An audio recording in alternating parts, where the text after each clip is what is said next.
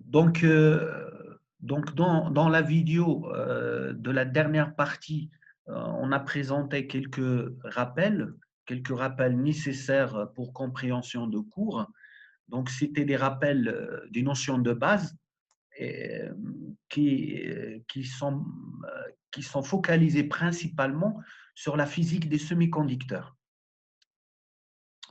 Et bien évidemment, la première composante électronique qui est la jonction ou bien la diode. Donc, tout d'abord, on a rappelé la définition des différents matériaux ou le classement des différents matériaux. Donc, il y a des matériaux conducteurs qui sont des métaux, il y a des matériaux isolants qui sont comme le plastique et ainsi de suite, qui sont des mauvais conducteurs. Et il y a des matériaux qui sont appelés des semi-conducteurs. Donc, nous, on est principalement dans ce côté-là. Euh, D'accord. Donc, dans le cas des semi-conducteurs, exemple silicium, germanium. D'accord. Alors, c'est quoi la caractéristique de ces semi-conducteurs? Ces semi-conducteurs, ce sont des matériaux ayant 4 électrons de valence, c'est-à-dire dans la dernière couche énergétique, donc ils ont 4 électrons disponibles. Donc, il y a l'atome d'un semi-conducteur, il est là. Ça, c'est le noyau qui est au milieu. Et puis, il y a les couches. D'accord, les différentes couches où il y a les électrons qui tournent autour de noyaux. Et dans la dernière couche, ou la couche de valence, on a 4 électrons. Donc, c'est ça la propriété des semi-conducteurs. Alors, ces semi-conducteurs se sont considérés des isolants, d'accord, à une température ambiante. Mais lorsqu'on change la température, ils commencent à conduire le courant. Donc, les semi-conducteurs, il y en a en fait donc qui se retrouvent euh, ici au milieu, dans la table des éléments chimiques, d'accord. Donc, ils ont tous 4 électrons de valence. Donc, ils sont utilisés pour la réalisation, la fabrication de composants électroniques. Donc, c'est certainement le composant qui est très utilisé, c'est le silicium. Il y a aussi le germanium, donc parfois on l'utilise, et aussi l'arsenium de gallium, d'accord. Donc on les trouve là, d'accord. Ce sont des éléments ayant 4 électrons de valence, c'est-à-dire sur la dernière couche, euh, euh, d'accord. Sauf que l'arsenium de gallium, et là, c'est un mélange d'éléments, donc c'est l'arsenic plus le gallium, donc 3 à 5 électrons de valence. Donc, où se trouve le silicium? Parce que le silicium, c'est majoritairement, c'est lui qui est très utilisé pour en fait réaliser les composants électroniques. Il se trouve où? Alors, le silicium, on ne le trouve pas dans un état pur.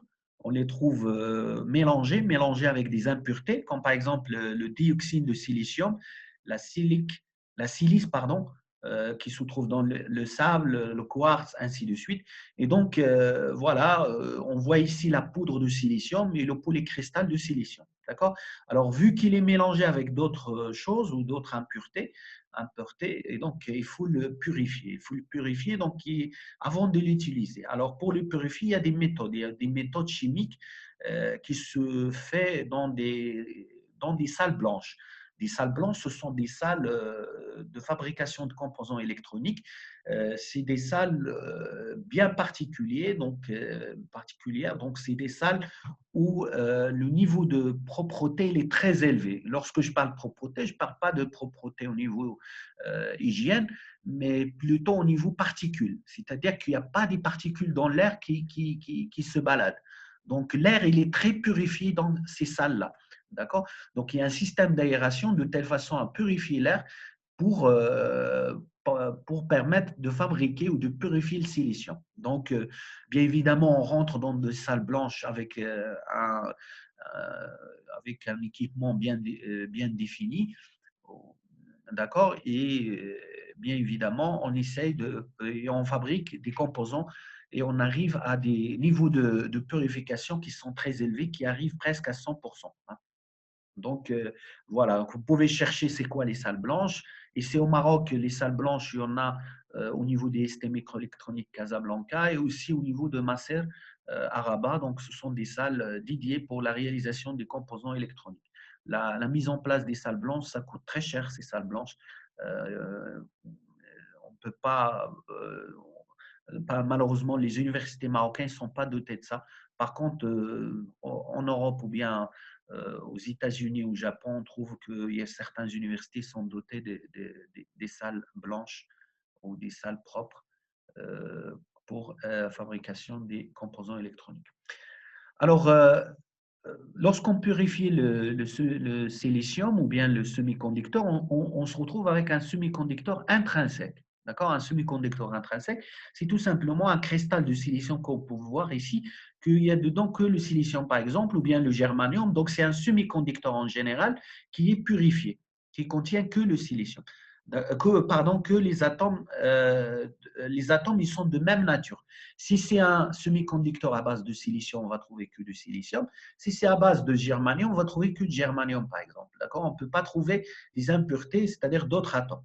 Alors, comme on a dit, le semi-conducteur ou bien le silicium, si on prend l'exemple de silicium, le silicium, il a 4 électrons de valence. Donc, comme vous voyez ici, il participe avec 6 électrons pour former des liaisons avec des atomes voisins. D'accord? Donc, il participe avec l'électron qui est là, avec l'atome qui est là. Donc, cet atome est participé avec cet électron-là, ainsi de suite. Donc, vous voyez qu'il y a des liaisons.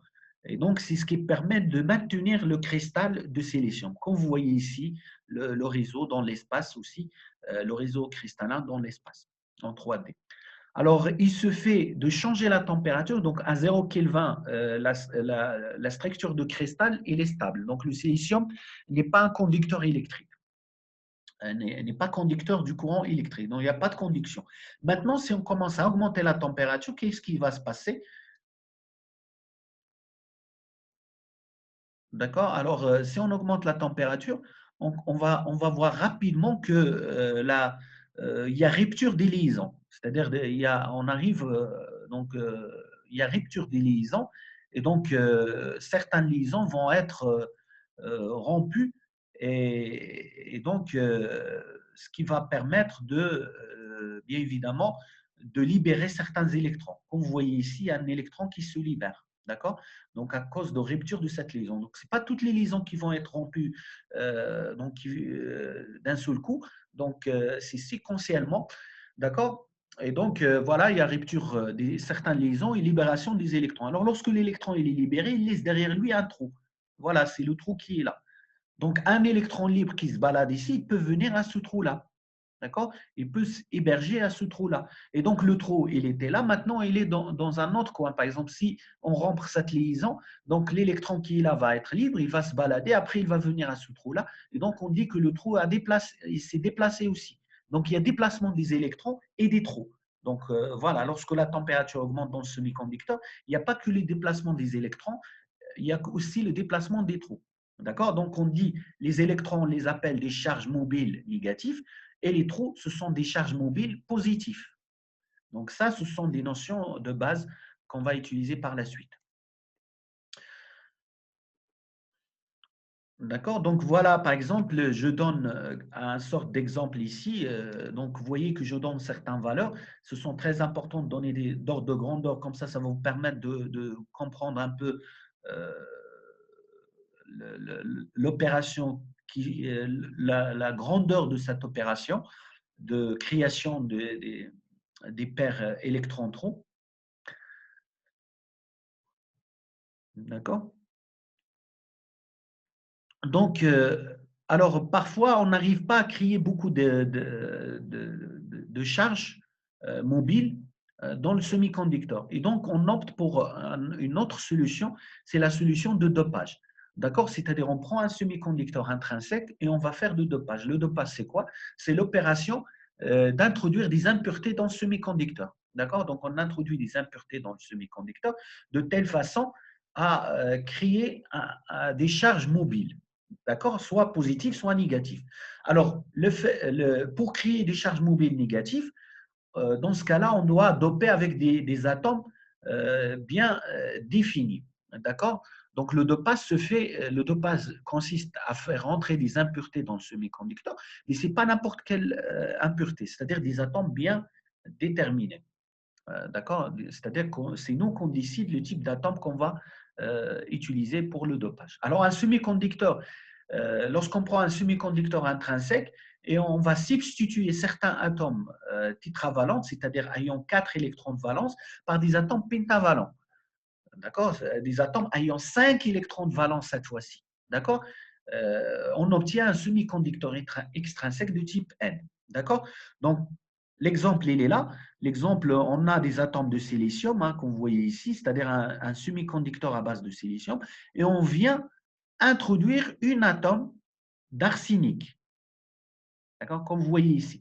Cet atome-là, il a 5 électrons de valence, donc avec les 4, il participe à former des liaisons, mais le 5e électron qui est là en rouge, il reste libre. Donc, il reste libre, il va se balader. Donc, voilà, on a créé des charges mobiles négatives. Donc, nous, le dopage se fait par plusieurs atomes d'arsenic, pas une seule. Et donc, ça permet de créer plusieurs atomes, plusieurs électrons libres. D'accord? Et dans ce cas-là, dans un semi-conducteur extrinsèque de type N, donc on trouve majoritairement des charges mobiles négatives. D'accord? Donc, si on fait le bilan des charges, au niveau des charges majoritaires, donc on trouve des charges mobiles négatives, qui sont des électrons qu'on voyait là, et on trouve aussi des charges fixes, mais positives. D'accord? Des charges fixes, ils ne bougent pas, mais ils sont positifs. C'est qui ces charges fixes positives? Eh bien, ce sont des atomes ionisés. C'est-à-dire que l'atome d'arsenic ici, lorsqu'il va perdre cet électron qui est libre, l'électron rouge qui est en excès, qui ne va pas être utilisé pour former des liaisons, cet atome-là devient ionisé. Donc, il a un signe plus. D'accord? Donc, ionisé. Donc, il est vu comme une charge fixe positive. D'accord? Comme vous voyez ici. Donc, il est fixe parce que l'atome est fixé par les liaisons. Il ne peut pas bouger, mais il a une charge positive. D'accord? Alors, l'autre type de dopage ou l'autre type de semi-conducteur, c'est ce qu'on appelle le semi-conducteur de type P, pardon. D'accord? Alors, pour le semi-conducteur de type P, au lieu de faire le dopage avec des atomes ayant 5 électrons de valence, cette fois-ci, on fait le dopage avec des électrons ayant que 3 électrons de valence. Eh ben, qu'est-ce qui va se passer? On revient sur notre exemple. Voyez les atomes ou le réseau cristallin de semi-conducteur à base de silicium et on a introduit l'atome de bore. L'atome de bore ayant 3 électrons de valence dans le table d'éléments chimiques. Donc, vous voyez qu'il n'a que 3. Alors, il va former 3 liaisons. La 4e liaison ne sera pas formée. Donc, il y aura un trou. Il y aura un trou qui sera là. Et donc, on aura des trous en excès. On aura des trous. Tant qu'on fait le dopage avec plusieurs atomes de bore, d'accord, on aura plusieurs trous.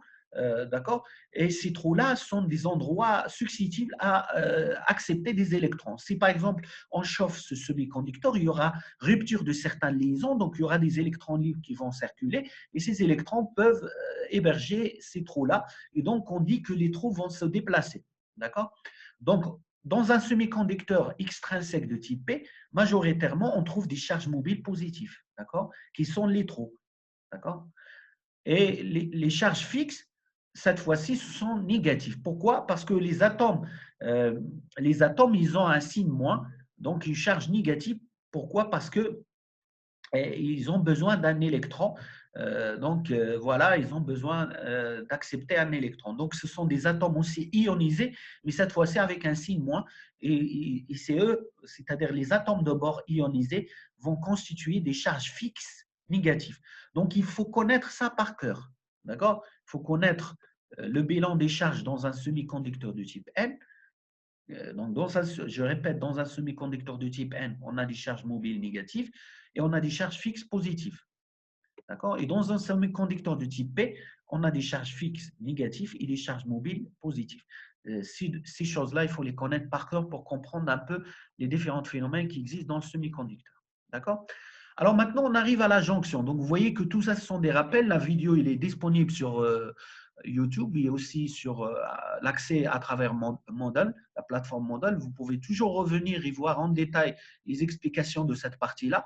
Mais j'ai essayé de rappeler ça rapidement pour en fait certains qui peut-être n'ont pas eu l'occasion de voir ça. Alors, on arrive à la jonction PN. C'est quoi la jonction PN? La jonction PN, c'est tout simplement l'association de deux semi-conducteurs. Un semi-conducteur N avec un semi-conducteur P. On les a associés, on les a collés l'un à l'autre. D'accord? Alors, lorsqu'on va faire coller deux semi-conducteurs, un de type P et un de type N, qu'est-ce qui va se passer? Vous voyez ici le schéma, donc on a la région P et la région N. Et ça, ce qui est au milieu, c'est l'interface. Alors, dans la région P, on a des accepteurs. On dit qu'on a dopé avec des atomes accepteurs. Et dans pourquoi accepteurs? Parce qu'ils n'ont que 3 électrons de valence. Donc, ils veulent, comme l'atome de bord, ils veulent un électron. Donc, ce sont des accepteurs. Et dans la région N, on a des donneurs. Des donneurs parce qu'ils donnent un électron. Ils ont 5 électrons de valence. Ils ont un électron en excès.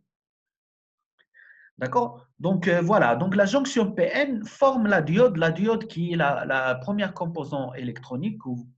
Généralement, vous l'avez déjà vu en classe prépa. Le symbole électrique de la diode, vous le voyez ici. Donc, voilà la diode, l'anode et le cathode. Donc, il est formé de deux pôles. C'est un dipôle. Donc, il a l'anode et le cathode. D'accord? Alors, maintenant, la question qui se pose, lorsqu'on va mettre un semi-conducteur de type P collé à un semi-conducteur du type N. Qu'est-ce qui va se passer? On sait très bien que dans le semi-conducteur de type P, il y a un excès des trous. Et dans un semi-conducteur de type N, on a un excès des électrons. Donc, bien évidemment, il y aura migration des électrons de N vers P et des trous de P vers N. D'accord? Donc, il y aura échange. D'accord? Il y aura échange, bien évidemment. Et l'objet de ces échanges sera l'interface. L'interface, là, on colle les deux semi-conducteurs, c'est-à-dire la région la plus proche entre les deux, entre l'interface, c'est elle qui va être l'objet d'une grande migration. Et c'est pour ça qu'on appelle cette zone-là zone de déplétion. D'accord? Zone de déplétion, bien zone de charge d'espace. D'accord? Alors, dans cette zone-là, qui est au milieu, c'est au milieu de l'interface, là, on colle les deux types de semi-conducteurs. Donc, dans cette zone-là, il n'y aura plus de charge mobile. D'accord? Il n'y aura plus de charge mobile. Pourquoi? Parce que les trous qui sont de côté P vont partir côté N et les électrons qui sont là, de côté N, ils vont partir de côté P. Donc, qu'est-ce qui va rester? Il va rester quelques électrons libres de côté N, mais sur l'extrémité, et quelques trous libres de côté P sur l'autre extrémité. Donc, ces charges mobiles, soit positives ou négatives, n'ont pas assez d'énergie pour passer de l'autre côté parce qu'ils sont très loin de l'interface. D'accord? L'interface, c'est là où on a collé les deux types de semi-conducteurs. Alors, cette zone-là de déplétion, dans cette zone-là, il sera complètement vidé des charges mobiles. Et s'il sera complètement vidé des charges mobiles, il ne restera que des charges fixes. Comme vous pouvez voir ici, il n'y aura que les charges fixes, donc positives de côté N et négatives de côté P. Les charges fixes, ce sont les atomes, parce qu'ils sont, pourquoi ils ne vont pas bouger? Parce qu'ils sont liés dans des liaisons. D'accord? Et donc puisqu'on a des charges fixes, des charges positives d'un côté et des charges négatives de l'autre côté, donc il y aura un champ qui va s'établir dans ce cas-là, un champ électrique comme vous voyez là, et il sera orienté dans ce sens-là. D'accord? Qui dit champ dit une différence de potentiel, donc le champ va apporter avec lui une force, et cette force-là sera traduite par une différence de potentiel. Donc cette différence de potentiel va s'établir au niveau de la jonction. Et donc, il va stabiliser la jonction.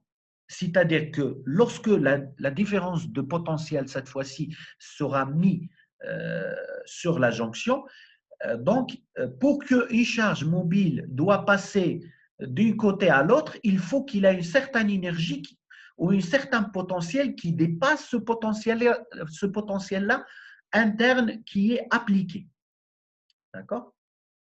Donc, s'il a une énergie qui est inférieure, il ne peut pas surmonter et passer de l'autre côté.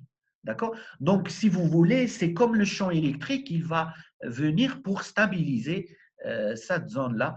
C'est une zone de charge d'espace. Et vous voyez qu'on n'a que des charges fixes dans cette zone de charge d'espace. Et on voit la nature de cette zone-là qui est une nature résistive. D'accord? Résistive. Pourquoi? Parce qu'il y a une certaine résistivité maintenant, une certaine résistance plutôt. Et donc, il n'y a pas possibilité que les charges libres s'échangent ou qui passent d'un côté à l'autre, sauf s'ils ont une énergie ou bien une différence potentielle supérieure au potentiel qui est mis à travers ce phénomène. D'accord?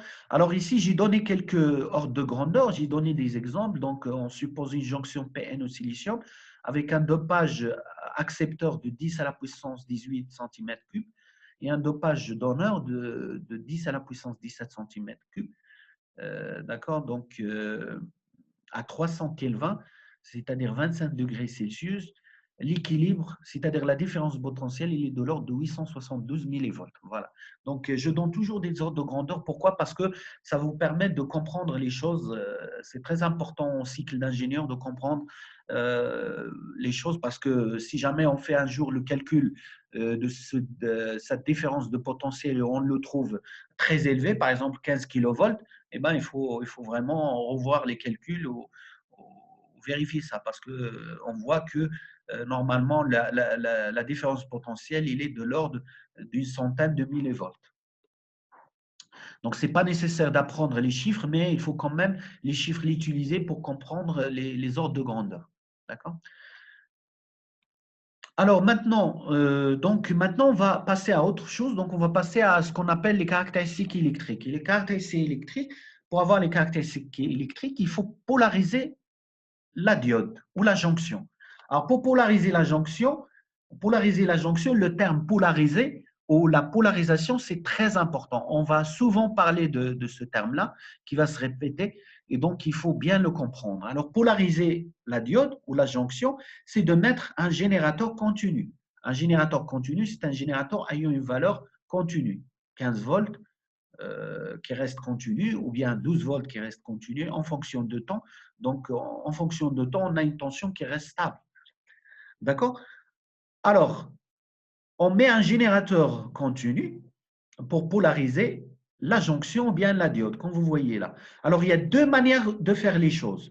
Soit le moins de côté cathode et le plus de côté anode, soit le plus de côté cathode et le moins de côté anode. Alors, si on fait la première configuration, c'est-à-dire le plus côté anode et le moins côté cathode, on a la jonction qui est polarisée en direct. D'accord? On dit polarisation en direct. Si on fait la deuxième configuration, on n'a pas une troisième configuration, donc il n'y a que deux. Donc, si on fait la deuxième configuration, c'est-à-dire on change les pôles de polarisation de générateur, donc on a une jonction PN polarisée en inverse. D'accord? Alors, la polarisation directe, donc il faut apprendre ces deux types de polarisation. C'est-à-dire, il faut avoir, il faut comprendre ou il faut connaître la polarisation directe, c'est-à-dire comment on branche la diode s'il est polarisé en direct et comment on branche la diode s'il est polarisé en inverse. Il faut les connaître par cœur. D'accord? Alors, la polarisation directe permet le passage de courant IT. Par contre, la polarisation en inverse elle empêche le passage de courant IT. D'accord? Pourquoi? Pourquoi il faut revenir sur la physique? Vous voyez qu'il y a certains, on a mis un peu de la physique avec le cours pour pouvoir expliquer. D'accord? Si on reste sur les aspects électriques, on aura du mal à comprendre certains phénomènes. Alors, si on n'a pas de polarisation au niveau de la jonction, donc on est dans cette configuration-là, c'est-à-dire la première colonne.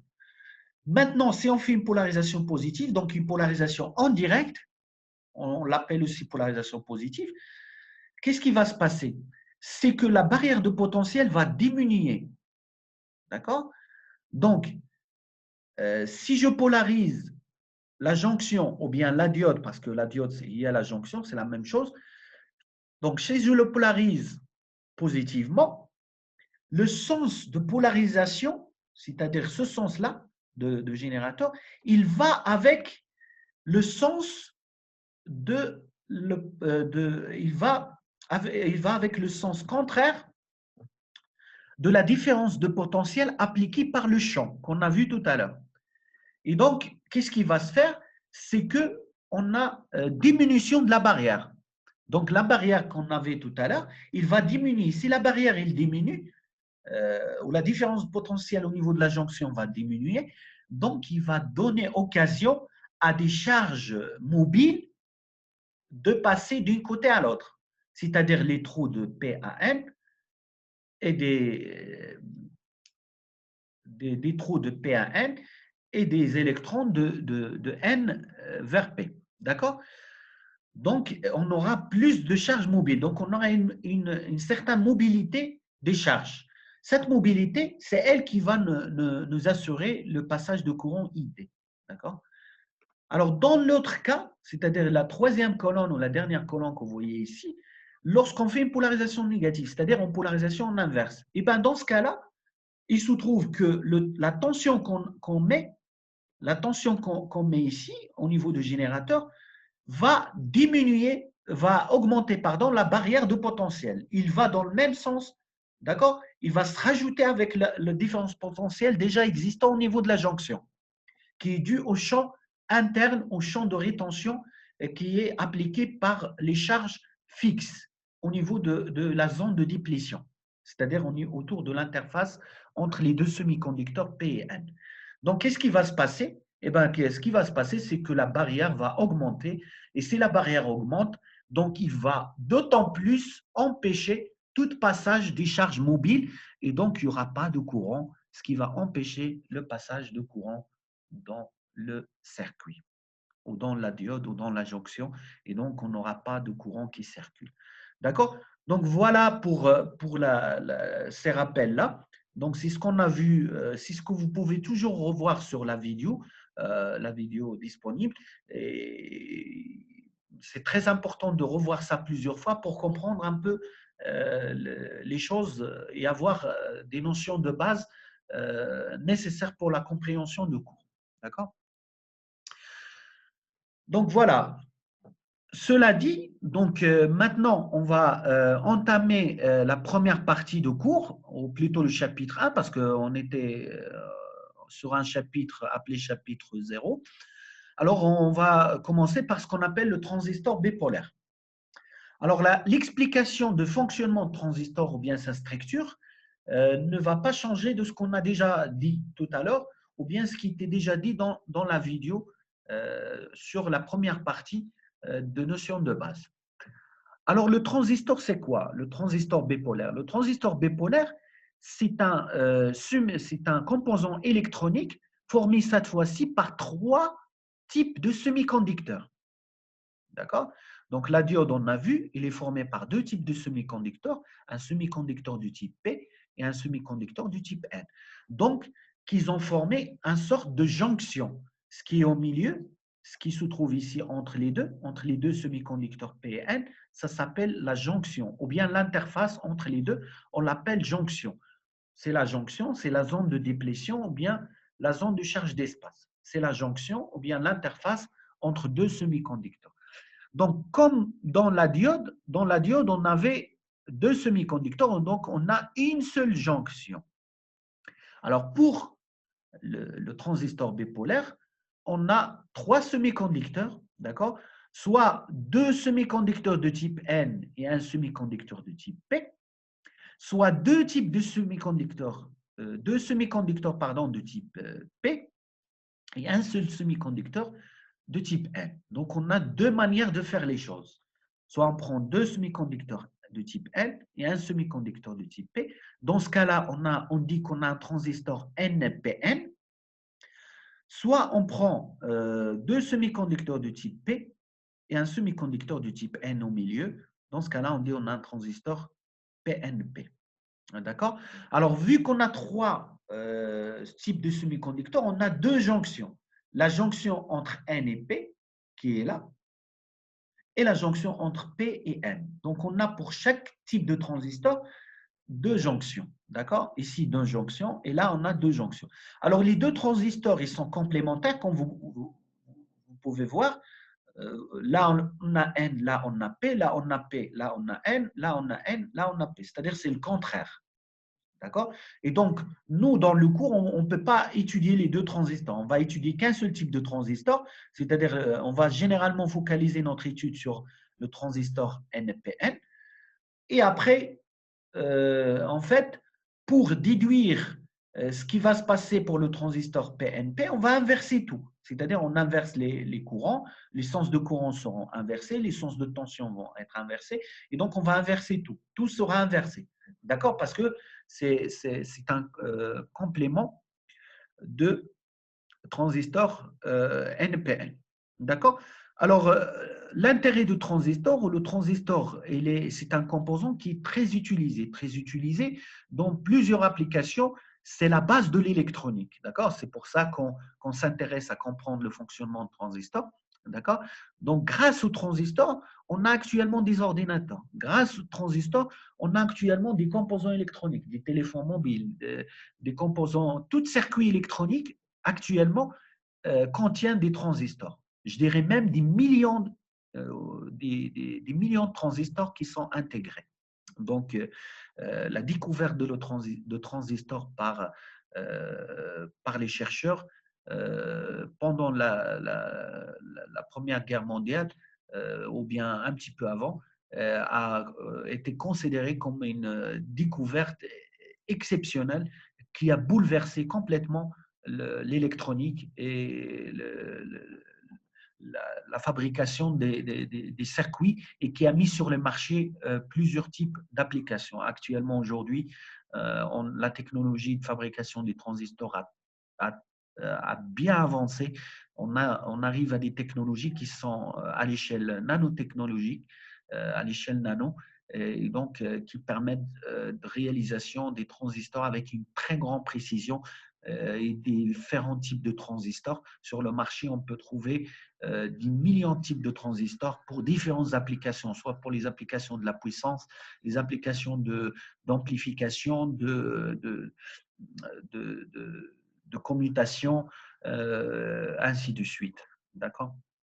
Donc, d'ailleurs, le transistor, c'est un composant clé pour la communication. Tous les circuits utilisés pour la téléphonie mobile se basent sur les transistors. Dans notre téléphone mobile, il y a des millions de transistors et vous voyez, vous portez avec vous tous euh, des, des transistors chaque jour dans votre téléphone mobile. Vous avez des millions de transistors, d'où l'intérêt d'un ingénieur de comprendre un peu le fonctionnement de ce type de composants et de savoir au moins les propriétés de ce composant et comment il fonctionne, comment il est utilisé et qui sont les applications qui font appel à ce composant électronique de base. Donc voilà, revenons à donc ça c'est une juste entre parenthèses, revenons à nos structures. Donc comme vous pouvez voir ici, il y a deux structures. Donc nous on va focaliser sur la première structure, mais tout ce qu'on va dire ici sera bien évidemment appliqué en inverse sur l'autre structure. D'accord? Alors comme vous pouvez voir ici, donc la structure de transistor elle est divisée en trois régions. Il y a trois régions, la région N, la région P et la région N. D'accord?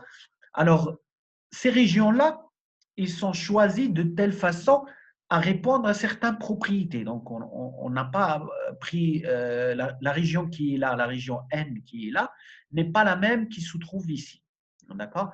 C'est certes que c'est de même type, mais avec quelques propriétés un peu différentes. Donc, si je prends la première région, donc vous voyez les régions, j'ai les mis ici, région 1, région 2, région 3. Je parle de la région 1. D'accord? La région 1. Alors, il est constitué d'un semi-conducteur extrinsèque du type N. Cette fois-ci, il est fortement dopé. On a rajouté un petit peu de dopage. D'accord? On dit qu'il est fortement dopé. D'accord? Parfois, on écrit, parfois on met N+. D'accord? On rajoute N+. D'accord? On met N+. Ou même s'il est très fortement dopé, on rajoute 2+. N++. Ça, vous pouvez c'est juste à titre d'information, si jamais vous le trouvez dans un bouquin ou dans des commentaires ou d'autres cours, lorsque vous trouvez un semi-conducteur N+, ou bien N++, il faut savoir que c'est très fortement dopé, ou bien fortement dopé. D'accord? Alors, cette région-là qui est fortement dopée constitue l'émetteur. D'accord? On va connecter l'émetteur, c'est le pôle qu'on va lui associer, le pôle de connexion, parce qu'on voit qu'ici, on a trois types de semi-conducteurs. Donc, le transistor, ça va être un tripôle. Donc, il contient trois pôles, comme vous pouvez voir ici. D'accord? Contrairement à la diode, qui est un composant des pôles qui contient l'anode et le cathode. Ici, donc, on a l'émetteur. D'accord?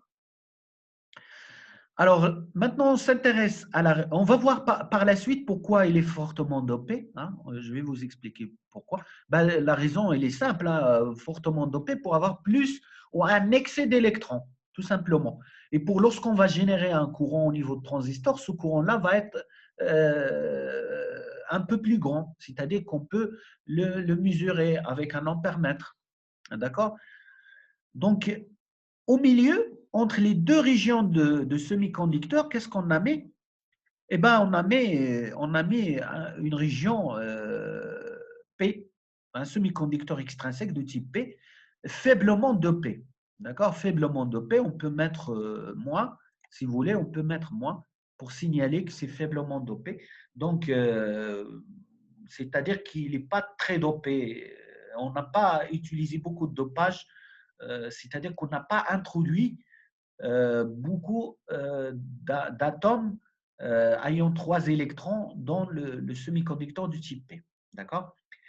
Et en plus, il est de surface mince. Vous voyez que sa surface, elle est un peu mince par rapport à l'autre région. D'accord? D'accord? Donc, il est mince. Sa surface, il est mince. On va voir pourquoi d'ailleurs. D'accord? Donc, pour permettre, bien évidemment, aux électrons qui sont là en excès de passer rapidement. D'accord? Donc, c'est pour ça que la région 2, elle est mince. Donc, cette région-là est appelée base, ou la base. Comme vous pouvez voir ici, c'est la base. D'accord? On va la connecter à la base. La troisième région, c'est la région, c'est une région qui est constituée d'un semi-conducteur extrinsèque de type N moyennement dopé. D'accord? Moyennement dopé, donc il n'est pas fortement dopé, il est moyennement dopé. D'accord? Donc, on peut mettre qu'il est, on peut mettre un signe plus, un seul plus, hein. Comme ça, on dit qu'il est moyennement dopé, c'est-à-dire qu'il n'est pas très fortement dopé. Donc, il y a un certain dopage, mais il est plus que la moyenne. D'accord? Il est moyennement dopé. Donc, il est très étendu, hein. Cette surface, il est très étendu. Il est un peu plus long. Peut-être on ne le voit pas clair ici, mais il est un peu plus long que la première, que la région 1 et la région 2. Et on l'a connecté au collecteur. D'accord? Donc, on l'a connecté au collecteur. Donc, on a les 3 connexions de transistors, l'émetteur, la base, le collecteur, qu'on le trouve pour le transistor NPN et pour le transistor PNP. Donc, la même chose pour le transistor PNP. Donc, la région P ici, ça va être fortement dopé. La région N, ça va être faiblement dopé et rétréci ou bien mince. Et la région P, la dernière région qui est adossée au collecteur, qui est moyennement dopée avec une surface très étendue. Voilà la structure de transistor. Alors, lorsque j'ai donné ces schémas-là que vous voyez là, des rectangles comme ça pour les zones N, P et N, c'est juste des allures. C'est-à-dire, en réalité, ce n'est pas ça. En réalité, pour doper ou pour construire un semi-conducteur, ça se passe à une échelle microscopique, nanoscopique. C'est-à-dire, on a une zone aléatoire comme ça, mais qui est rassemblée autour d'un endroit. D'accord? Donc, normalement, ce n'est pas des carrés comme ça, comme vous pouvez voir ici. Ici, on a illustré ça sous forme des carrés pour expliquer. D'accord? Mais en réalité, si jamais on prend le transistor et on regarde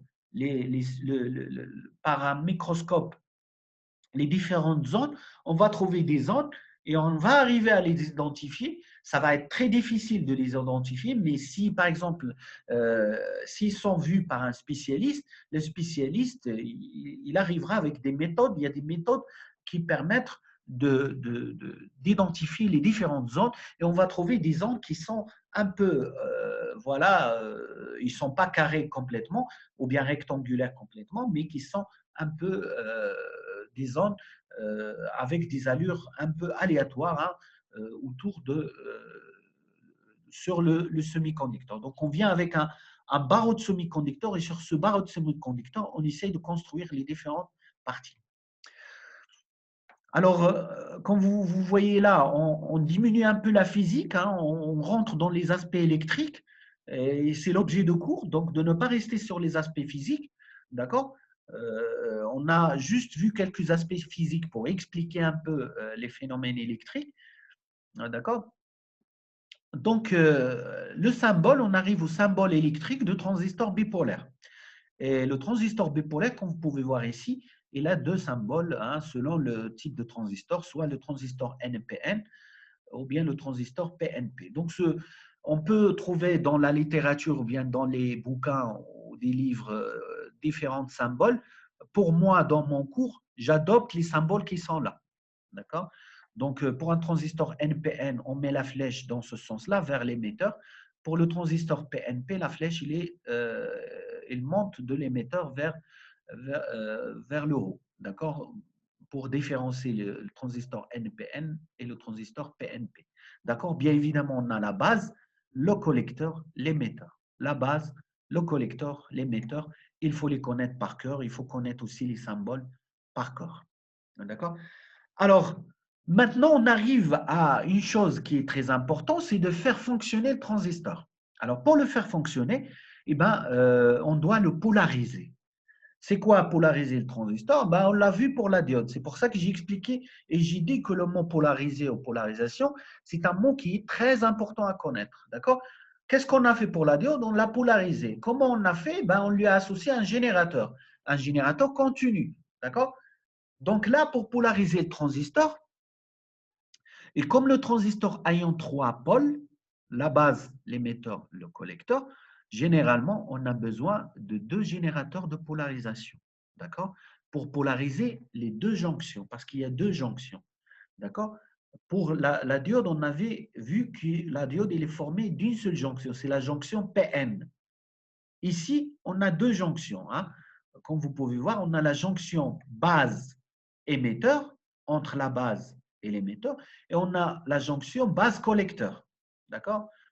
La même chose ici, on a la jonction base-émetteur et base-collecteur. Donc, on a deux jonctions. Donc, ça va nous nécessiter deux générateurs continus pour polariser le transistor. D'accord? Donc, polariser le transistor revient à polariser les jonctions. D'accord? Qu'est-ce qu'il existe dans ces jonctions? Il existe un champ interne de rétention, comme on a vu dans le cas de la diode, et on a vu qu'il existe une différence de potentiel. D'accord? Il existe une différence de potentiel. Donc, selon le mode de polarisation qu'on va adopter, on aura soit on va favoriser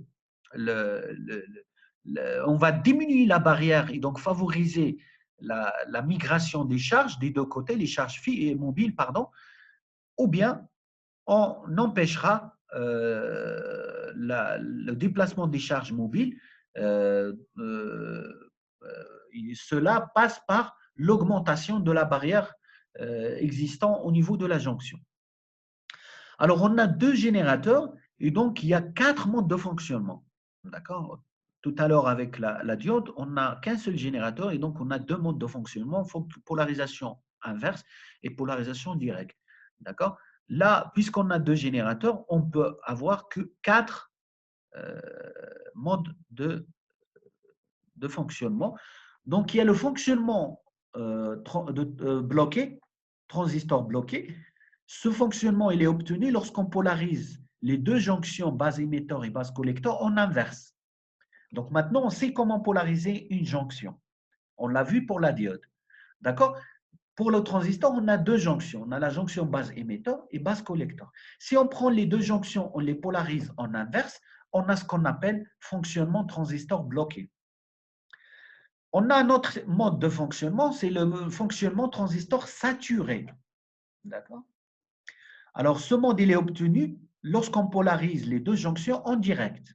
Les deux jonctions sont polarisées en direct, c'est-à-dire la jonction base émetteur et base collecteur, elle est polarisée en direct.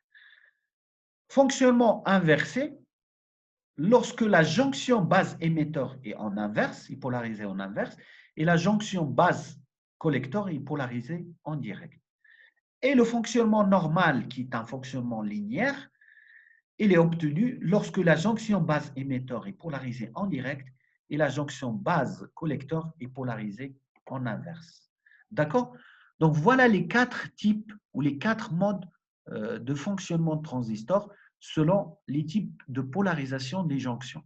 Bien évidemment, il faut les connaître par cœur. D'accord? Il faut connaître les modes de fonctionnement ou de polarisation de transistor par cœur parce que ça facilite la compréhension des différents phénomènes. Alors maintenant, on va principalement le fonctionnement normal qui est le plus adopté, hein, c'est-à-dire polariser la jonction base émetteur en direct et la jonction base collecteur et en inverse. Et on va voir pourquoi. D'accord? Alors maintenant, on va essayer d'expliquer le fonctionnement transistor physiquement. D'accord? Donc on va revenir sur quelques aspects physiques, hein, si vous voulez, pour un peu expliquer. Et je pense que c'est la dernière fois qu'on va revenir sur les aspects physiques. Par la suite, on restera sur les aspects électriques. Et donc, on va parler courant tension. Alors, l'explication de fonctionnement de transistors, l'explication de fonctionnement de transistor, ça s'appelle l'effet transistor. D'accord? Alors, le fonctionnement normal, dans le fonctionnement normal, c'est-à-dire que lorsque la jonction base-émetteur polarisée en direct, pardon, donc comme vous voyez ici, la jonction, la première jonction entre le N et le P, c'est la jonction base-émetteur. D'accord? Cette jonction-là, elle est polarisée en direct. Vous voyez la polarisation en direct. D'accord? La deuxième jonction, la jonction base collector, est polarisée en inverse. D'accord? Donc, on a les deux générateurs de polarisation, le générateur EUBE et UBC, qui permettent de polariser la première jonction en direct et la deuxième jonction en inverse, c'est-à-dire la jonction base émetteur en direct et la jonction base collecteur en inverse. D'accord? Alors, la première jonction est polarisée en direct. Pourquoi? Eh bien, tout simplement pour permettre de diffuser les charges majoritaires. D'accord? Alors, qu'est-ce qu'on fait? On fait la diffusion des charges majoritaires de l'émetteur vers le collecteur. L'effet de transistor consiste à diffuser les charges majoritaires de l'émetteur vers le collecteur à travers la base. D'accord? Et bien évidemment, le type de polarisation doit nous faciliter ce type de diffusion. D'accord? Lorsque je parle sur les charges majoritaires, eh ben, dans ce type de transistor NPN, qui sont les charges majoritaires? Eh ben, ils sont les électrons. Pourquoi? Parce qu'on a une région N qui est fortement dopée. Donc, il y a un excès d'électrons dans la région N. D'accord? Et notre but, c'est de pousser ou de faire diffuser ces électrons jusqu'à le collecteur pour créer un courant au niveau du collecteur appelé IC. D'accord? Donc, la première jonction, elle est polarisée. Donc, on polarise la jonction base émetteur en direct. Donc, la polarisation de la jonction en direct, ça va nous créer tout d'abord un courant IB.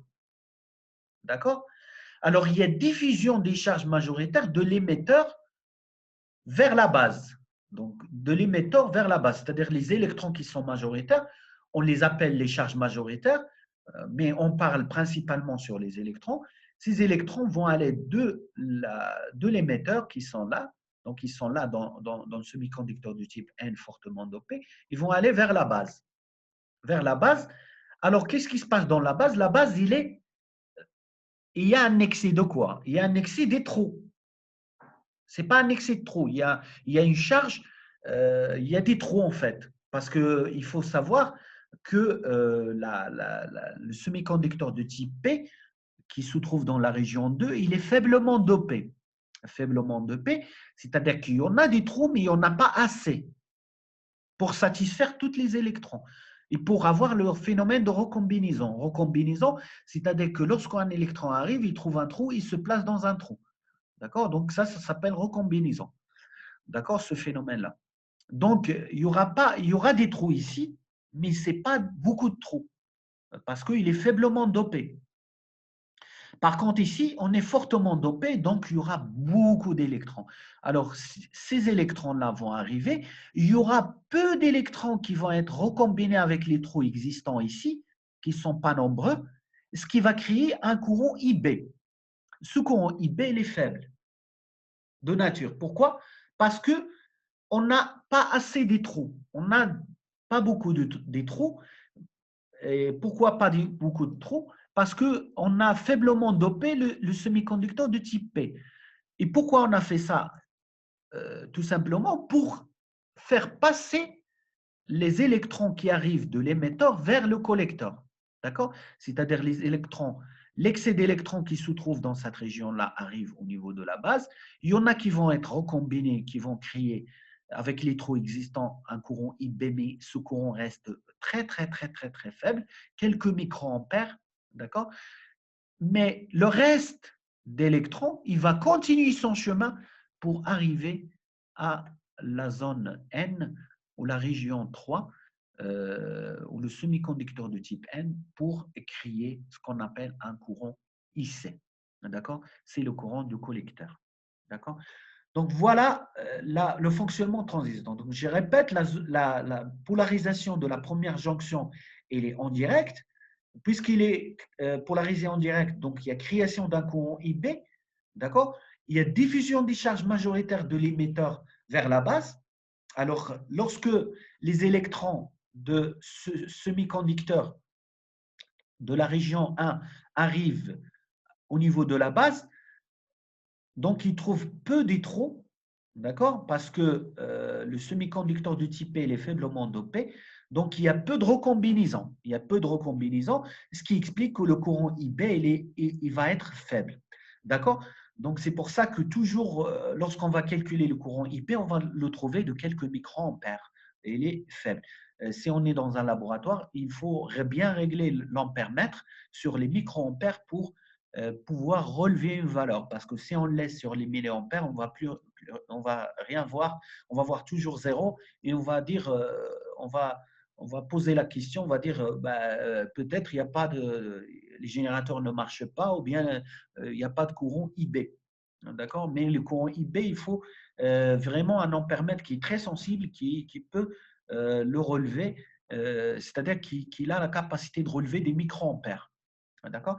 Alors, dans ce cas-là, la majorité des charges de l'émetteur vont se retrouver au niveau de la jonction, de la deuxième jonction, cette jonction-là, entre la base et le collecteur. Alors, cette jonction-là, comment elle est polarisée? Cette jonction, on a dit qu'il est polarisé en inverse. Donc, puisqu'il est polarisé en inverse, il va régner un champ électrique qui va être dirigé vers la base.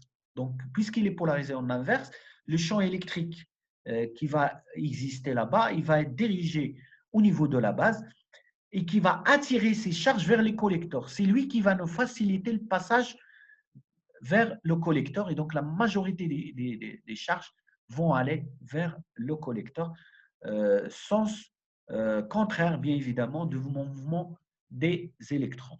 D'accord? Donc voilà pour le fonctionnement de transistor, le fonctionnement normal de transistor en se basant sur, en se basant sur la physique ou l'explication physique.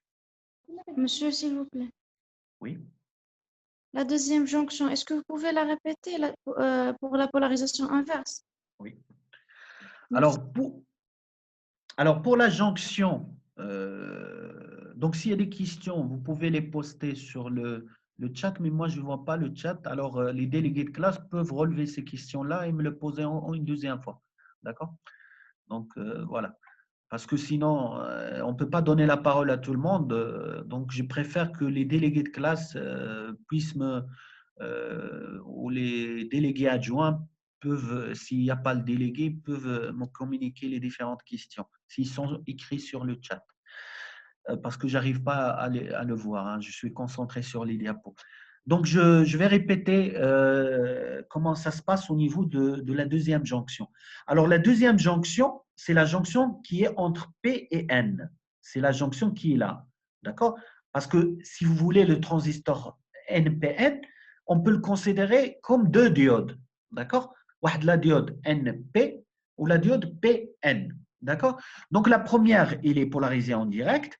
Ça permet de créer le courant IB, mais on a expliqué pourquoi le courant IB est faible, parce que la région P elle est faiblement dopée, et donc les électrons qui viennent ici, il n'y en a pas beaucoup qui vont faire le phénomène de recombinaison, donc la majorité vont repartir sur N. La dernière jonction, la deuxième jonction, la jonction entre la base et le collecteur, c'est-à-dire cette jonction-là, c'est une jonction qu'on l'a polarisée dans le fonctionnement normal en inverse. D'accord? Alors, puisqu'il est polarisé en inverse, il y a un champ électrique. Ce champ électrique, il est dirigé vers la base. D'accord? Et c'est ce champ-là qui va attirer les charges vers le collecteur. Donc, les charges qui vont arriver ici, les électrons, parce qu'on a vu que dans un semi-conducteur de type, ou plutôt dans une diode, qu'est-ce qui se passe dans une diode? Eh ben, dans une diode, lorsqu'il est polarisé en inverse, donc on bloque le passage des trous de P vers N et le passage d'électrons de N vers P. Mais cette fois-ci, nous, on veut passer les électrons de P vers N. D'accord? Et donc, puisque la jonction est polarisée en inverse, donc le collecteur va attirer vers lui tous les électrons. Donc, les électrons, ils ne vont pas rester sur P. Ils vont aller vers N, directement vers N, parce qu'on a une polarisation inverse ici. D'accord? Donc, par contre, les trous, ils ne peuvent pas se déplacer vers N ici. D'accord? Parce qu'on a bloqué le passage des charges mobiles positives de P vers N. D'accord? Et donc, les électrons qui se trouvent là vont être attirés par le collecteur, d'accord? Ou attirés par le semi-conducteur du type N. Et donc, la majorité des électrons vont pouvoir aller vers le N. D'accord? Et donc, ils ne vont pas rester au niveau de la base, ils vont partir. Donc, il y a une partie des électrons qui va être recombinée avec les peu de trous qui existent ici, mais le reste, qui est vraiment majoritaire, va continuer son chemin. Donc, la polarisation en inverse qu'on a mis sur la deuxième jonction va nous favoriser le déplacement des électrons vers le collecteur. Parce que si c'est polarisé en direct, cela va bloquer le passage des électrons de P vers N. D'accord? C'est pour ça que la deuxième jonction est polarisée en inverse. Ça favorise le déplacement des électrons de P vers N. Et donc, les électrons vont arriver jusqu'au collecteur et il y aura création d'un courant IC au niveau du collecteur qui va faire fonctionner le transistor.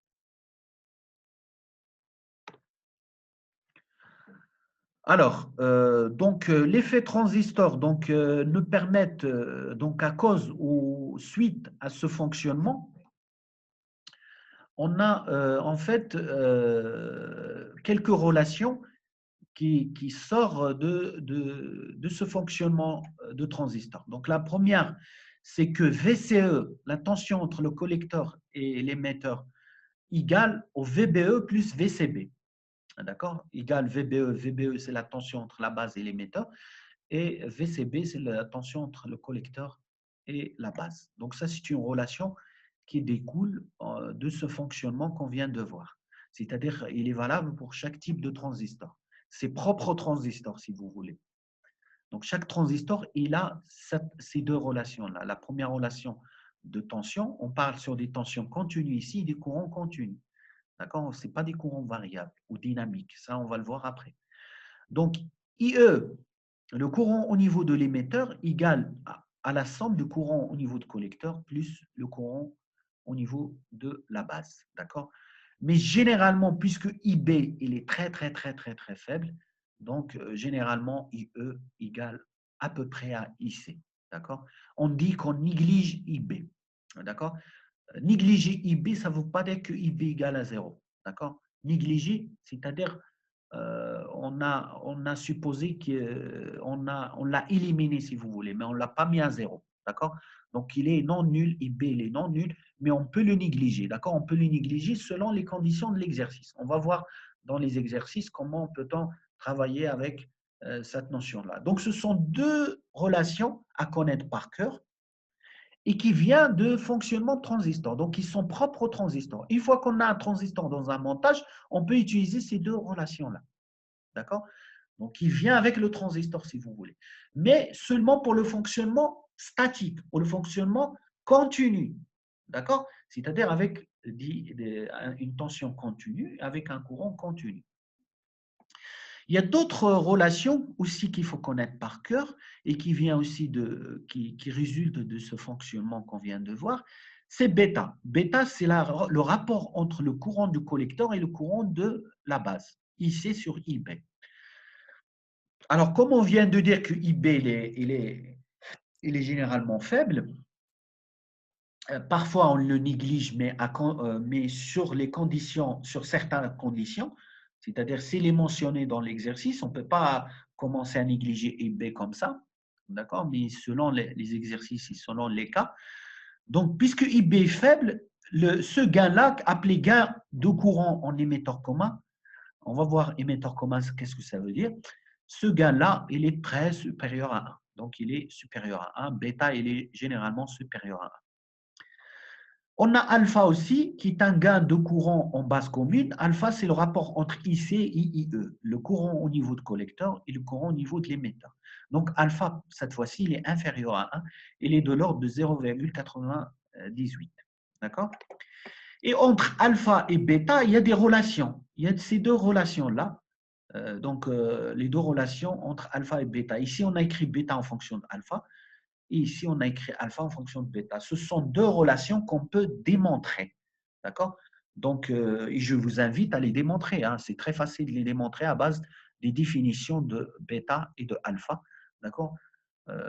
C'est un calcul, je dirais un calcul de classe prépa. Et donc, j'estime que vous êtes capable de démontrer ces deux relations à partir des deux relations qui sont là. D'accord? Les relations qu'on vient de voir. D'accord?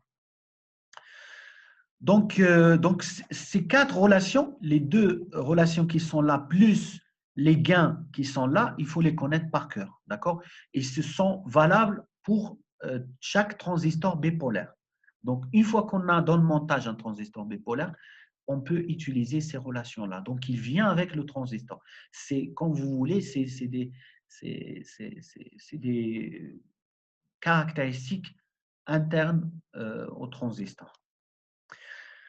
Alors, tout ce qu'on vient de dire, il est valable, mais il y a une chose qui est très importante, c'est qu'il faut le connaître aussi, mais nous, on ne va pas dans le cours malheureusement appuyer l'étude là-dessus, c'est la température. La température est un facteur très important en électronique. Alors, tous les phénomènes qu'on vient de voir, ils sont supposés ou ils sont étudiés avec une température ambiante, c'est-à-dire la température du laboratoire. Maintenant, si on est en train de faire l'étude sur le transistor alors que la température change, augmente ou diminue, eh ben, cela va créer d'autres phénomènes. On va observer d'autres phénomènes qui vont apparaître. Juste à titre d'exemple, dépendance de courant IC de la température. Il faut savoir que tous les courants dans le transistor vont dépendre de la température et principalement le courant IC. D'accord? Alors, lorsque la température augmente, on peut avoir ce qu'on appelle les courants de fuite, d'accord, qui dépendent de la température. Ces courants de fuite qui existent lorsque l'émetteur est en l'air peuvent augmenter avec la température ou dépendent de la température. Donc, généralement, ils doublent tous les 10 degrés pour le germanium et tous les 6 degrés, par exemple, pour le silicium, juste à titre d'exemple. D'accord? Donc, le courant IC dépend de la température par la relation suivante. Donc, IC égale à bêta IB, d'après cette relation-là, mais ce n'est pas seulement cette relation-là, d'accord? Donc, ce n'est pas cette relation. Vous voyez que c'est la même relation. On a IC qui égale à bêta IB, mais vous voyez plus bêta plus 1, ICB0. Avec ICB0, c'est le courant de fuite, d'accord? C'est le courant de fuite qui existe et qui dépend de la température et qui augmente avec la température. Donc, il double, ce courant, il double chaque 10 degrés de plus dans le germanium ou chaque 6 degrés pour le silicium. Ça dépend si on a un transistor en silicium ou bien un transistor en germanium. Et donc, alors si IC dépend de la température, bien évidemment, les autres courants vont dépendre de la température. D'accord? On a les relations qui sont là, et donc on a des dépendances par rapport à la température de tous les courants. Et donc, si la température change, on est en train de manipuler le transistor et la température change, et ben, c'est très difficile, les courants et les tensions vont changer. Et c'est très difficile de contrôler tout ça. D'accord? Et donc, c'est pour ça qu'il faut stabiliser la température de transistor avant de faire les mesures. Et lorsqu'on veut faire des mesures en fonction de la température, dans ce cas-là, on change la température et on relève la valeur. Et après, on change la température et on relève la valeur. Donc, on peut avoir des variations de courant et des tensions. Qui dit variation de courant dit variation de tension en fonction de la température. Donc, ce paramètre température, on ne va pas l'utiliser dans le cours, mais je le signale ici pour que vous puissiez le connaître. Parce qu'un jour ou l'autre, vous devrez savoir ça et c'est très important de le savoir. Donc, voilà. Mais nous, on va oublier la température. D'accord? On va supposer que toujours on a la même température, on travaille avec la même température, donc la température ne varie pas dans toute l'étude ou dans tout le cours qu'on va voir. D'accord? Par contre, il y a une autre électronique qui dépend de la température. D'accord? Il y a une autre étude qui dépend de la température. Et dans ce cas-là, si on veut travailler dans ces conditions-là, il faut prendre en considération la variation de la température.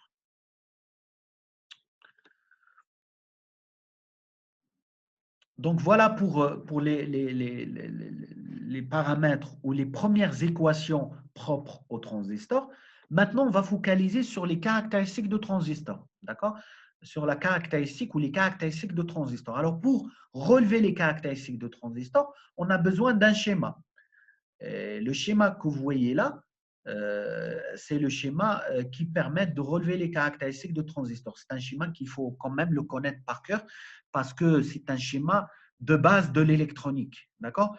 Et généralement, si on a un transistor qu'on ne connaît pas ses caractéristiques, d'accord, dans le laboratoire et on veut le caractériser, c'est-à-dire relever son réseau de caractéristiques, eh ben, il faut le monter sur ce montage-là, et donc pour pouvoir le caractériser. D'accord? Mais généralement, lorsqu'on achète un transistor, on a le réseau de caractéristiques, il est fourni avec. D'accord? Mais parfois, si on se trompe ou bien on a un, un, un transistor qui est égaré dans le laboratoire et qu'on ne connaît pas ses références, on peut toujours le caractériser. Et donc, il faut connaître le schéma pour caractériser le transistor. D'accord? Alors, sur ce schéma-là, on a des ampères-mètres. Ça, ce sont des ampères-mètres. D'accord? Celui-là, il est réglé en milliampères, celui-là en microampères. Maintenant, vous savez pourquoi on a réglé celui-là en microampères. Parce que c'est pour mesurer IB qu'on a dit qu'il est faible. Et ces deux-là, ce sont des voltmètres qui vont bien évidemment mesurer les tensions. Pour le premier va mesurer, celui-là va mesurer la tension VBE et celui-là va mesurer la tension VCE. D'accord? Le transistor, il est là, c'est un transistor NPN, comme vous voyez ici sur la flèche. Et ce transistor-là, donc, il est orienté, il est mis en émetteur commun. On dit qu'il est mis en émetteur commun. Pourquoi? Parce que si vous voulez, c'est l'émetteur qu'on a mis ici à la masse. Ça, c'est la masse de montage. D'accord? Donc, ça, c'est la masse. Donc, l'émetteur, il est branché à la masse. La base, il est là. Et le collecteur, il est là. D'accord? Donc, pour polariser notre transistor, on a besoin de deux générateurs ici. D'accord? Le générateur VBB pour polariser la jonction base émetteur et le générateur VCC pour polariser la jonction base collecteur. D'accord? Qui se trouve à la sortie. D'accord? Donc, pour polariser les deux jonctions, on a besoin de ces deux générateurs. D'accord? Alors, la caractérisation, il est basé sur quoi? Ben, il est basé à varier le générateur et à chaque fois relever les différentes valeurs. Donc, bien évidemment, on ne peut pas varier les deux générateurs VBB et VCC en même temps. Donc, on va fixer un générateur, par exemple VCC, on va le fixer pour fixer les paramètres de la sortie. Et puis, à base de cette valeur des paramètres de sortie, on va essayer de tracer, varier VBB de telle façon à tracer la caractéristique d'entrée. D'accord? Donc, là, en variant VBB, on a différentes valeurs de IB et de VBE. Donc, on va mettre ça dans un tableau Pour chaque valeur de VBB, on va commencer par 0, 1, 2 volts, 3 volts, 4 volts pour VBB. Et à chaque valeur de VBB, on relève IB et VBE. Et donc, à un moment donné, on aura un tableau avec différentes valeurs, d'accord, qu'on pourra les tracer. D'accord? Donc, on obtient un réseau de caractéristiques formé de 4 caractéristiques, comme vous pouvez voir ici. D'accord? Donc, la caractéristique d'entrée, donc on commence par la caractéristique d'entrée qui est là. La caractéristique d'entrée, c'est VBE en fonction de IB, lorsque VCE est constant. Donc, c'est-à-dire on a fixé VCC, le générateur à la sortie, il est fixé, d'accord, de telle façon. Donc, le générateur VCC, il est fixé de telle façon que VCE, il est fixe. D'accord? Et maintenant, on varie VBB, on relève IB et VBE. D'accord? Donc, on a pu tracer la courbe que vous voyez là. VBE en fonction de IB avec une valeur de VCE constante. Pourquoi il est constante? Parce que VCC, il est constant, donc c'est lui qui a donné la valeur de VCE qui va rester constante. Donc, on ne varie pas VCC de telle façon à avoir un VCE constant. Donc, voilà la courbe de IB en fonction de VBE. D'accord? Donc, c'est ce qu'on appelle la caractéristique d'entrée. Pour la caractéristique de sortie, c'est-à-dire cette fois-ci, on va fixer VBB. Et si on fixe VBB, on va fixer IB. D'accord? C'est pour ça que la caractéristique de sortie que vous voyez là, c'est IC en fonction de VCE avec une valeur de IB constante. Cette valeur de IB, pourquoi elle est constante? Parce que VBB, elle est fixée. D'accord? Parce qu'on ne peut pas varier les deux générateurs. Cette fois-ci, on varie VCC. Parce qu'on est à la sortie. On est en train de tracer la caractéristique de sortie qui se trouve là. C'est-à-dire IC en fonction de VCE. IC en fonction de VCE. Donc, on obtient la courbe que vous voyez là, ou les courbes que vous voyez là, pour différentes valeurs de IB. D'accord? Ici, on a tracé plusieurs caractéristiques. 1, 2, 3, 4, 5 caractéristiques. Dans chaque caractéristique, on a pris une valeur de IB constante. D'accord? Comme si vous voulez, par exemple, pour cette caractéristique-là, on a tracé IC en fonction de VCE, d'accord, pour une valeur IB1. Pour cette caractéristique-là, on a tracé la même chose, IC en fonction de VCE, pour une valeur IB2. Ainsi de suite. D'accord? Donc, on ne varie pas IB. IB, on le varie une fois qu'on trace toutes les valeurs. D'accord? C'est-à-dire que qu'on fixe VBB, on fixe VBB qui va nous fixer IB, et après on varie VCC, et à chaque valeur de VCC, on relève IC et VCE. Donc on fait ça pour différentes valeurs de VCC, et on trace une caractéristique. D'accord? On trace par exemple cette caractéristique-là. D'accord? Après, qu'est-ce qu'on fait? Eh bien, après, on vient ici, on change VBB. On change VBB à une autre valeur pour avoir une autre valeur de IB. Et après, on fixe cette valeur de IB. Donc, on fixe VBB. Et on refait la même chose, c'est-à-dire on commence à varier VCC et on relève, à chaque variation de VCC, on relève VCE et IC. Ça nous permet de tracer la deuxième courbe.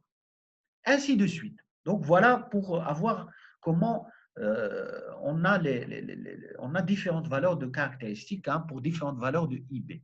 D'accord? Et puis, on a les autres caractéristiques que vous voyez là. La caractéristique de transfert, on l'a déjà vu ici en fonction de IB. D'accord? Lorsque VCE est constante, d'accord? On fixe VCC, donc on fixe VCE, et on trace ici en fonction de IB. Donc, on a la droite que vous voyez là. Et puis, on a VBE en fonction de VCE, lorsque IB est constante. Pour fixer IB, eh ben, il faut fixer VBB. IB, on le fixe à travers VBB. Donc, VBB, si VBB est fixe, IB est fixe. Si VCC est fixe, VCE est fixe. D'accord? Donc, pour les caractéristiques, si vous voulez, d'entrée, on fixe la sortie, c'est-à-dire VCC et donc VCE est constante. Pour les caractéristiques de sortie, on fixe VBB et donc IB. D'accord? Et donc, on a 4 types de caractéristiques, comme vous voyez. Ici, c'est une droite, c'est bêta. Hein. La pente ici, c'est bêta parce qu'on a ici en fonction de IB. On sait la relation de tout à l'heure, IC égale à bêta IB. On l'a dit tout à l'heure. D'accord? Donc, voilà les réseaux de caractéristiques de transistors, hein, les 4 réseaux de caractéristiques. Il faut quand même les connaître par cœur. On reviendra un peu sur ça peut-être dans les TD de les réexpliquer parce que je sais que ce n'est pas évident de l'expliquer virtuellement, d'accord, ou à distance. Donc, on reviendra dans les séances, on aura quelques exercices qui vont traiter cette partie-là. Alors, maintenant, on va commencer à regarder ou interpréter ces caractéristiques. Donc, on va commencer par la caractéristique d'entrée. La caractéristique d'entrée, c'est IB en fonction de VBE. IB en fonction de VBE lorsque VCE est constant. Alors, cette caractéristique d'entrée, il a l'air d'être comme une caractéristique de la jonction PN ou de la diode. D'accord? Donc, la diode, on a vu sa caractéristique, ou bien vous l'avez vu l'année dernière, c'est-à-dire la diode il est bloquée. À un moment donné, lorsqu'on dépasse la tension de seuil, la diode commence à conduire du courant. Donc, autant qu'on rajoute de la tension, donc le courant augmente d'une manière exponentielle. D'accord? Donc, si vous voulez, l'entrée de transistor ou bien la première jonction de transistor, il se comporte comme une diode. Ça, c'est la première constatation qu'on peut faire sur le comportement de transistor. Cette caractéristique, il est bien clair. Donc, bêta, c'est la pente entre IC et IB. Donc, on voit que c'est une droite. Donc, c'est une caractéristique linéaire. D'accord? On dit que c'est une caractéristique linéaire. Ici, la caractéristique là qui varie d'une manière exponentielle, c'est une caractéristique non linéaire. D'accord? Parce que ce n'est pas une droite. Là, c'est linéaire, donc c'est une droite. D'accord? Et puis, on a les caractéristiques de sortie que vous voyez là. Hein, donc, on a qui est composé de 2 parties. Donc, il y a la première partie qui est là. D'accord? Vous voyez les pointillés. Hein, donc, ça, c'est la première zone et la deuxième zone. D'accord? Cette zone-là, on voit une certaine linéarité hein, dans cette zone-là. Donc, on voit que le courant ici augmente en fonction de VCE. Et là, l'augmentation de courant ici, il est faible par rapport à VCE. D'accord? Donc, cette zone-là, c'est la zone ohmique parce qu'on a une variation courant-tension comme une résistance. Hein. Vous voyez que lorsqu'on trace la caractéristique d'une résistance, on connaît d'après la loi d'Ohm, U égale à R fois I. Si on trace ça, ça va nous donner une droite. D'accord? Donc ici, on a les droites qui sont là. Hein, donc on a des résistances. D'accord? On a différentes valeurs de résistance. Et là, c'est la zone linéaire. Cette zone-là est appelée zone linéaire. Hein, donc on a une variation linéaire. D'accord? Et donc, vous voyez que dans cette zone-là, ce qu'on va appeler la zone ohmique, parce que c'est une zone résistive où le composant se comporte comme une résistance, on peut passer d'une valeur à une autre, d'accord, en fonction de IB. D'accord? Cette caractéristique, il est tracé pour une valeur de IB constante, celle-là pour une autre valeur de IB constante, celle-là pour une autre valeur de IB constante, ainsi de suite. Donc, vous voyez que lorsqu'on va changer la valeur de IB, c'est comme on change la valeur de la résistance. C'est-à-dire la pente de ces droites-là que vous voyez là change. D'accord? Et donc, puisque la pente change, la résistance change, parce que ces droites-là, ce sont les caractéristiques des résistances. Hein. Donc, on a la loi U égale à RI. D'accord? U égale à RI. Donc, on a des résistances qui sont là. D'accord? Et donc, on change de valeur de résistance. Donc, on change de pente en changeant de valeur de résistance. Donc, on a différentes valeurs de résistance, hein, si vous voulez. D'accord? Donc, ça, c'est l'une des caractéristiques, c'est l'une des caractéristiques les plus importantes qui peut apporter le transistor bipolaire, c'est que le transistor bipolaire, si on le polarise dans cette zone-là, c'est-à-dire on prend ce point-là comme point de fonctionnement, d'accord, on va voir après qu'est-ce que ça veut dire un point de fonctionnement, c'est-à-dire si on fixe le fonctionnement transistor ici, dans cette zone-là, et on varie IB, on peut le considérer comme une résistance variable.